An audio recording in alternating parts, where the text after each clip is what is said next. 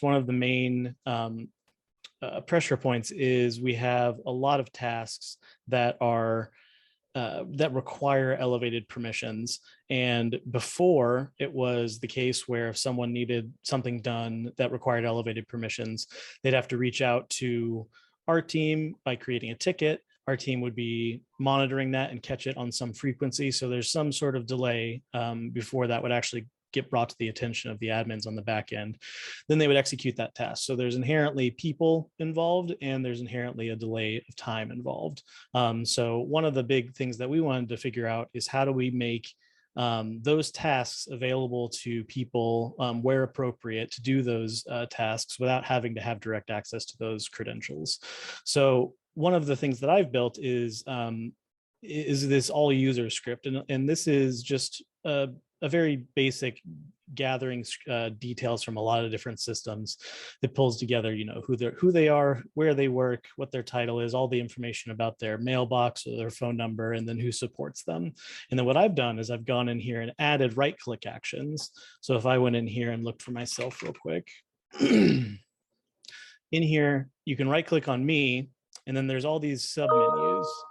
So in here we have, you know, troubleshoot identity, unlock READI account, email, you can do message tracing, Skype, there's a whole lot of them, setting delegates or forwards or simul rings. And essentially all of these are just PowerShell scripts that we had before that could have been ran by the IT admin on the back end. And what we did was we brought them into the platform and then made them available as right-click actions. And then through the platform, we have different sets of technical support staff imported into the system and given a specific role. And then that role is determining whether or not they can actually run these actions on specific people based on if they support them or not. We have a pretty complex support structure where, you know, there's up close to 100 people that are supporting folks, but they all support different segments of users across campus. So we want the people that support the provost office to be able to run actions on the people that work in the provost office, but we don't want them to be able to run actions on people that aren't in the provost office. And the platform is really nice because it lets us set up that matrix and set up these actions to run as elevated accounts. And it has all of the logging and everything in there to make sure that we know who's doing what and when. And then a lot of the things that I mentioned before that took time and people have now been completely removed to where if someone gets a request in to do an action on an account, they can just go into the platform, find that person, right click and run it. And technically it's running as an elevated service account on the back end, but it's all within the bumper lanes, if you will, of what we have set up of what's acceptable. So that's one of our primary things that gets a lot of usage just because of the sheer amount of support staff that we have.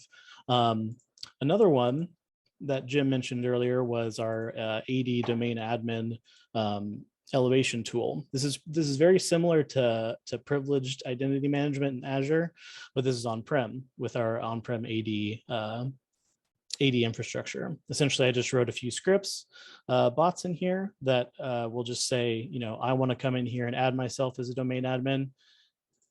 It'll pop up and say, you know, who is it? And this does a lookup against a specific set of users that we want to be able to become a domain admin.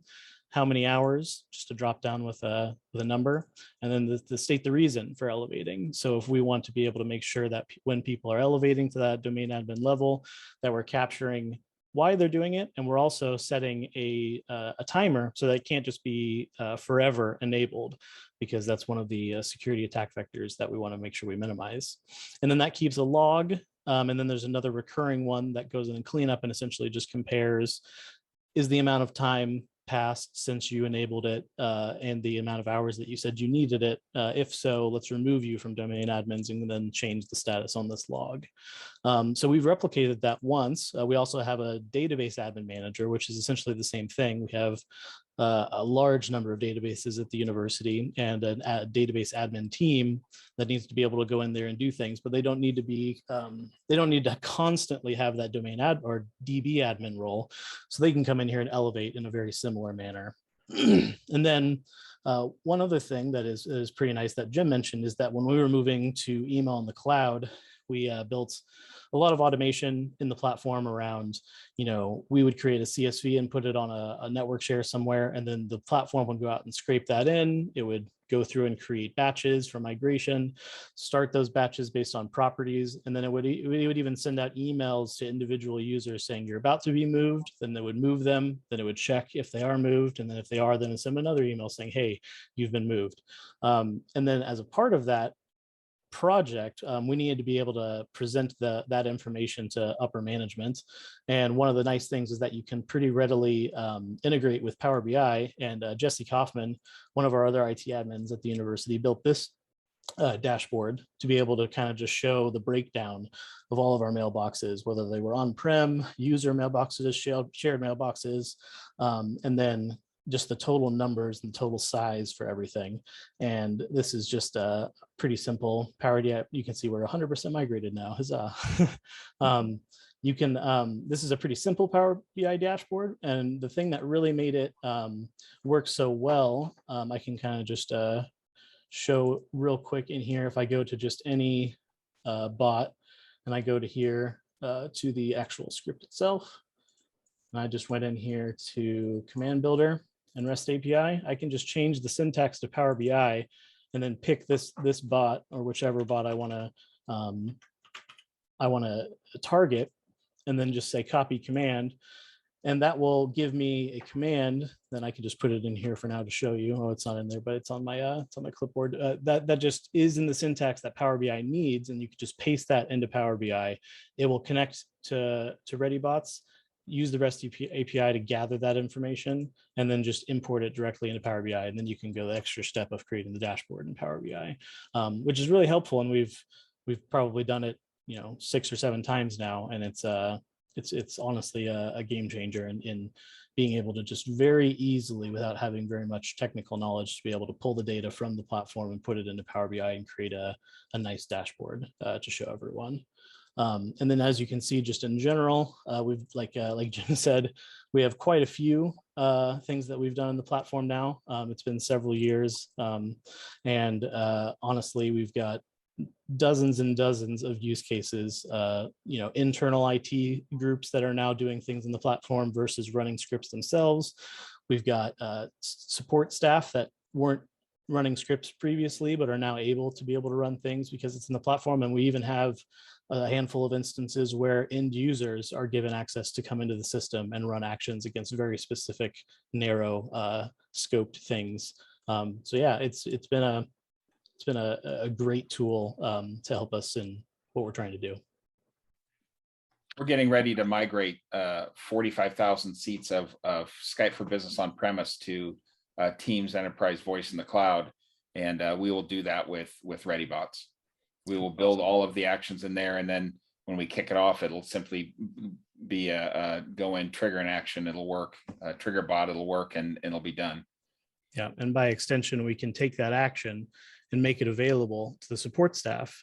So if in a scenario where we wanted to move, onesie twosie, we could say, hey, when your support staff deem that it's most appropriate for you to run, we can just make it available for them to go in and right-click your user object and say move you to Teams.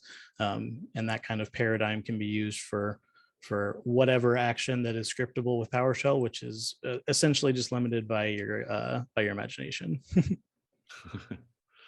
And Andy, have you had any challenges in terms of being able to find the scripts and the ability to get the job done? Not really. I think that PowerShell is the perfect tool, especially given what we work with. We're mostly a Windows shop when it comes to most of our backend things, and between just finding things on the internet or going out there's a solution store in the platform as well that you can go in there and see published modules from ReadyBots themselves, or you can if there are other ReadyBots customers that have a module that you hear about, they can pretty easily wrap that up, copy it, and send it to you. And then obviously just reaching out to ReadyBots support has been great. Specifically, Stephen Bureau is amazing. You can just reach out and say, hey, I need help with XYZ, and he'll make sure to get you hooked up. Yeah, one of the nice things is that every node that you see in this tree, as you've seen, Andy, that you can right click on any node, which is, you know, potentially a bot or an entire solution, and you can copy it to your clipboard, and then you can literally like paste it in somewhere else if you want. So it's everything is very, very portable, not just within your own tenant, but between tenants. You can also dynamically share data and solutions with anybody else. So if you built something and you want to give it to somebody else, you can do that very easily. Andy, one of the things that you've done, and I think you know, working with Stephen, you mentioned Stephen, is often delegating access to Stephen or to others to be able to go in and assist with a solution. Do you want to talk about how that's worked for you? Yeah, you know, when inevitably when either my own coding or some quirk with the platform comes up, just reaching out to Stephen and saying, hey, I need help with XYZ, and he'll often say, can you just delegate the support contacts and myself access to that script, which is pretty nice because you can just put in a user in your tenant or one of the ReadyBot's email addresses and say, hey, share access on some level. You can give them access just to view it, to run it, or to be a full owner. And that really helps to be able to set up their backend engineering department to be able to go in and access your tool live and to troubleshoot it in the actual system. So if you, it makes it pretty easy when you're trying to convey some issue or some problem that you're running into. You can actually just share the permission to them, and they can just come and hop into the platform and see exactly what it is that you're talking about. Yeah, great. Thanks, Andy. Yeah. I'm not sure if it was you or Jim that mentioned that there's been some interest in other areas of the business, so, you know, other aspects of IT around being able to use the platform to help solve problems. And I'm recalling, Andy, one case where I think it was the web team. They needed to persist data and be able to present it, and you were able to help them out with the platform. Yeah, our web team has an internal process where they're requested to be able to host data behind a REST API that is consumable by another application, and they said that they'll have to spin up a VM, you know, install an application, configure that application, import the data just to be able to get data behind a REST endpoint available. And when I was talking with, I can't remember how it started, but we essentially mentioned, you know, if you just need to be able to pull data in and then present that through a REST API, ReadyBots does that so easily, and you don't have to have any of that overhead of the VM or the application or the configuration or anything like that. So you're able to go in here. Let me pull up my, I think it's the environments. Yep. So you can create any number of environments, which are essentially just siloed instances of the platform, where you can say, our web dev team is going to be full admins of this web dev instance. And earlier I was just in our prod instance, which is just the instance that I've built everything in, and that's why it's taking a second to load because there's so much in there. But the web dev instance is just a little slice that we're able to say these specific users are full admins of their instance, and they can come in here and build anything they want. We gave them, you know, a primer on how to use the platform, and they essentially just went in here and were able to build, you know, KU courses, locations, and faculty insight APIs.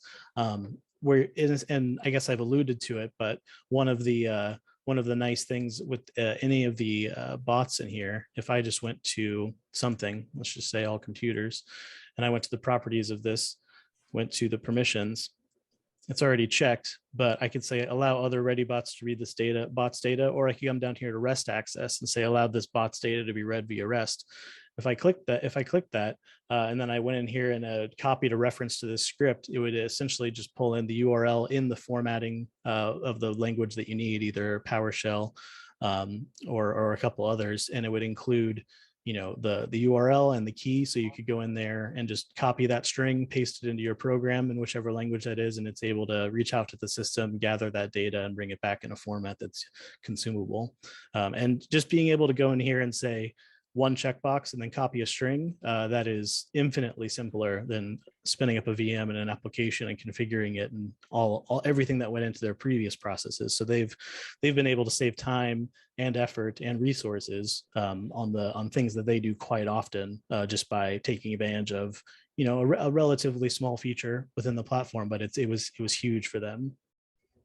Yeah, and I would imagine the technical debt that comes along with all of that infrastructure, where this gives you just a single point, put the data in there, turn it on, and it's instantly available. Exactly. Yeah. And I think there's probably more use cases in our organization where that could be helpful. And we're just, slowly reaching out and telling people about the platform and bringing more folks on as time goes on.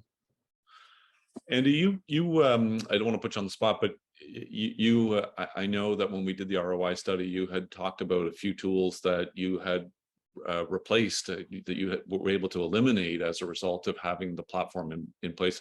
Are you able to cite any examples there? Most of what we replaced, I'm trying to remember what I was referring to, was mostly just on-premise. Like if we had a server that had scripts on it in PowerShell, we had people that were logging into terminal servers and running those scripts. So we were able to bring those into the platform so that we didn't need to have that terminal server act as that function anymore.